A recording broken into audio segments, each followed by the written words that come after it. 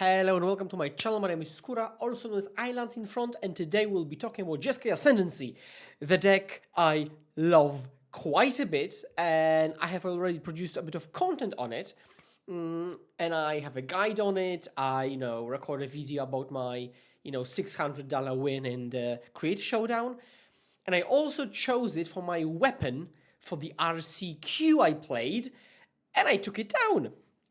Which means I'm already qualified for the third RC in a row. And I went 7-1-1 in that tournament, going 4-1-1 in Swiss, and then sweeping the top 8. Now, if you'd like to watch 2 out of 3 matches in the top 8, quarters and finals, it's actually on YouTube, and I will link it down below. The commentary is in Polish, but you can, I think, turn on auto-translate or at least just watch the games without the commentary.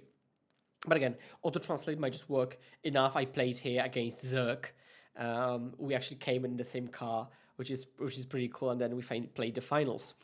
So I'll include it in the description below. Now, I was very, very happy that I chose Ascendancy because it's a deck I have a lot of comfort with. And I think it's just really good, honestly.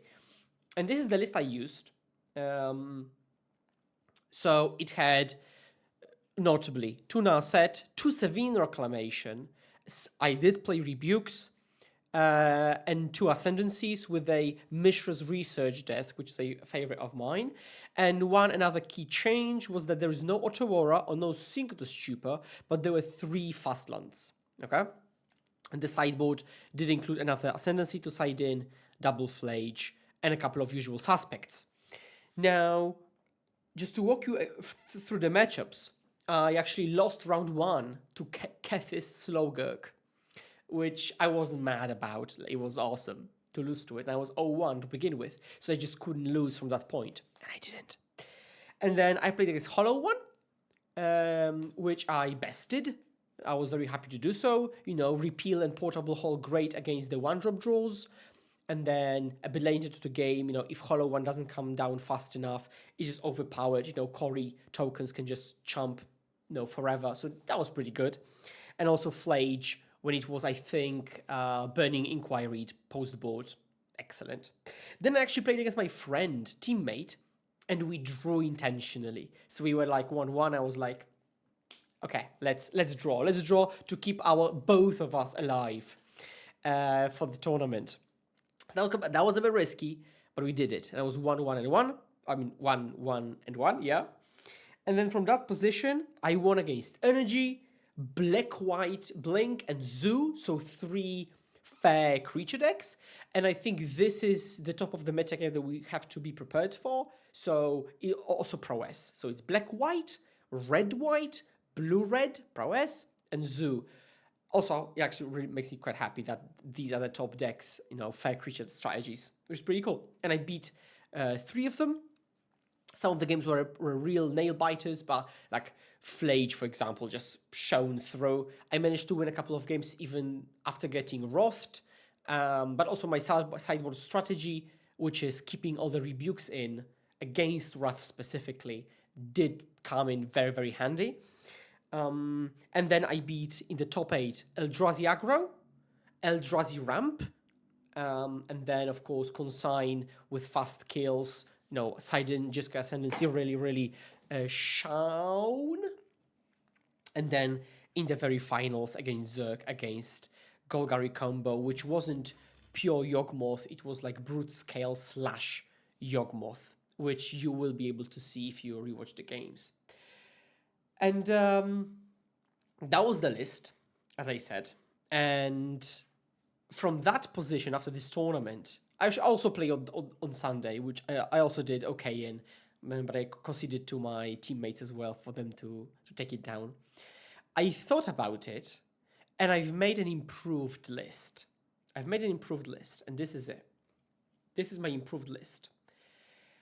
A couple of notable things. 1. 3 sagas, because I think they're just a bit hard on mana, and we have stuff to do.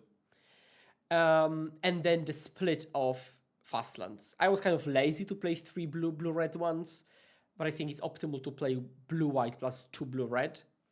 And also the surveillant of choice is Meticulous Archive, allowing you to go Archive turn 1 into Canal turn 2.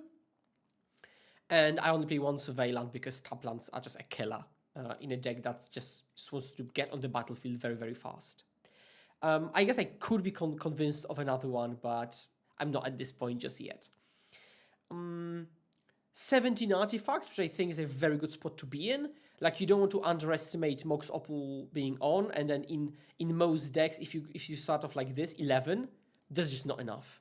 That's just not enough. And you can add a couple of flex slots, like flex cards like Soulguide Lantern, but I think I want to aim at like 15-ish, and then early artifacts. And this is at 17, so that's more than enough. I'm really happy about this.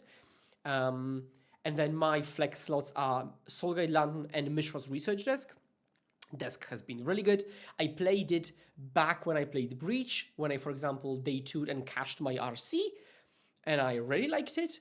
And now the main argument of it might exile your combo, like, exiling Grapeshot or Oracle, doesn't exist. So you have alleviated the only big downside of the card, and it came in very, very handy. Basically, it was a situation when I was kind of maybe a bit flooded or low on gas, and then Mishra's Research Desk off of Saga allowed me to go like really deep into my deck and just almost always get back into the game. Because, you can spend the mana you float with Saga to crack it. Then if you're actually flooded, you can unearth it immediately and crack it again. Really, really useful. But also Lantern, because I want to have all the targets to be either the core 11 or cycling, or to have cycling, and these meet the condition. So, and Lantern is not graveyard hide per se, because I'm not thinking of Living End, for example, here. This is exile target Flage. That's it. It's exile target Flage. And then it cycles. So, and that's good enough for me. Classic. Rebukes. I love them. And I'm not going to drop them. The thing is, when you have matchups where the opponent is faster or more linear, like Belcher, Titan, Ruby Storm, Living End, there you would just be praying to be fast enough, but you won't unless you've got actual Emery into Ascendancy. You won't be fast enough, and this can also be disrupted, like by Boseiju from Titan, or by being really fast from Ruby Storm, or Force of Negation by Living End. And Metallic Rebuke is basically a card that I really want a one-off drawn in the game. So I do my things, and the last card is Rebuke to kind of make them stumble just a little bit. I mean, it could also be game-winning completely, but I just want to be able to slow them down and disrupt them on the stack, which this deck otherwise cannot do. And they have been so useful. And of course, against other matchups, they're never really dead, because you can always rebuke whatever a 2-drop on turn 2 or turn 3, or straight up a 3-drop. Even against energy, you can rebuke a Flage from the graveyard. And last thing, which is not something I ever optimize for, but in those really good draws of yours, it shuts the door, because you actually have got artifact, bam, legend, hold up, rebuke, and they're just cooked. It's okay, love it. And post-board, it's your really good answer against a Wrath of the Skies. 4 repeal, 3 Ascendancies. I really want to be realistically a combo. I don't want like have 1 or 2 and be like, I can threaten the combo. Because as long as you're not realistically able to pull it off, you're not actually threatening it. And I don't want to overvalue the bluff effect, or the opponent will be playing around it. I want to actually be able to kill them, which came in very, very handy in the matches, the recorded ones you might watch on stream, where I just straight up turn 3'd Eldrazi or turn 3'd in the finals, which is just insane. And in my list, I had 2+1. Here I just play 3 straight up. And 2 Flages. And here you would see Narset, or you would see Sevin's Reclamation, or both, and Flage would be in the sideboard. But now, with the read that the top of the metagame are those fair creature decks like red-white energy, black-white blink, and blue-red prowess, I think Flage is just excellent to just play main deck. And when it comes to Sevin's like incidental value, I play Mishra's Research Desk for that incidental value, but also Flage. Like if I happen to mill it somewhere along the game, it's a very much a looming threat on the opponent, right? And we are going to be a better Flage deck than they are for two reasons. One, we actually have Lantern to prevent them from flaging, and they don't. We also have Rebuke, I guess. But also, when we flage their creature, it's probably a relevant creature. They can flage ours, but turn 3 kill Tamio, turn 3 kill Emery is not as impressive. And also, of course, it gives you mana for Amber. And Narset is just not up my play style. I really like reactive gameplay. Of course, this is not a reactive deck, but I really like having Rebuke up, holding up Repeal, side in reactive cards. Like the sideboard is full of reactive cards, and Narset just doesn't work with reactive cards because you have to go discard my hand, but my hand has Consigned Flame of Anor. I don't want to discard it, right? So, and I don't want to play for the scenario that I discard my bad hand and draw into these cards. Like, I'll assume I'll draw them beforehand. So, Narset, pretty kind of clunky, and then didn't match my play style, and isn't enough of a payoff for me to want to play it.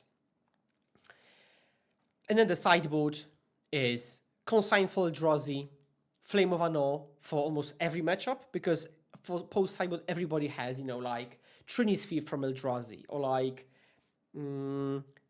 Dale Soulguide Lantern, or constructs or creatures just to be killed, and you want to kill plus draw cards. Or it could be like a Kavu or Scion of Draco, or like turn 3, kill Philia, draw 2. Like these are all very relevant cases. And you just want to be a bit fairer, typically. Wear and Tear, very flexible. Orim's Chant, this is where the 4th Ascendancy would have been. But I think playing 2 of these is better than 4th Ascendancy, maybe 1 of these. Because again, we're still kind of vulnerable to those Fastimal Linear decks. As I said, Belcher, Ruby Storm, Titan. And so this comes in handy very well there. So I like these effects. 1 Needle, for the Belchers, for the Brute Scales. And then Unholy Heat for Prowess and Black-White Blink and Energy. And Whip Flare specifically for energy and only for energy.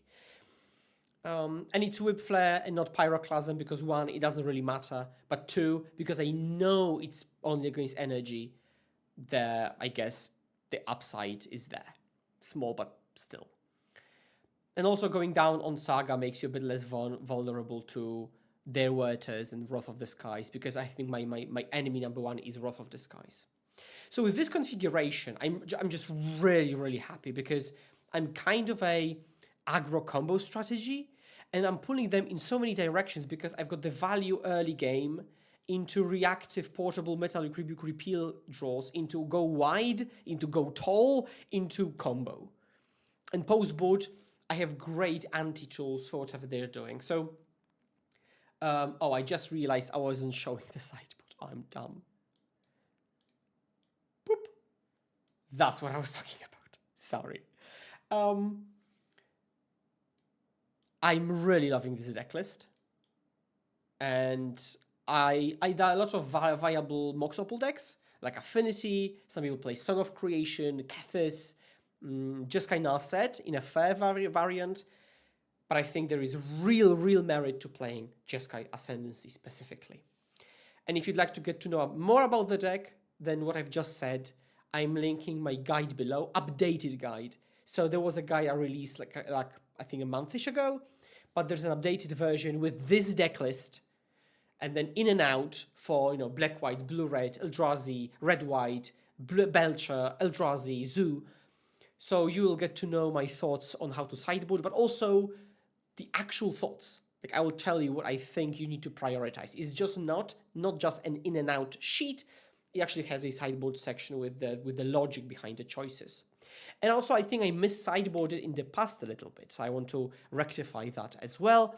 In the guide, you also find my reasoning why play Jeskai Ascendancy combo specifically. and a couple of cool tips and tricks.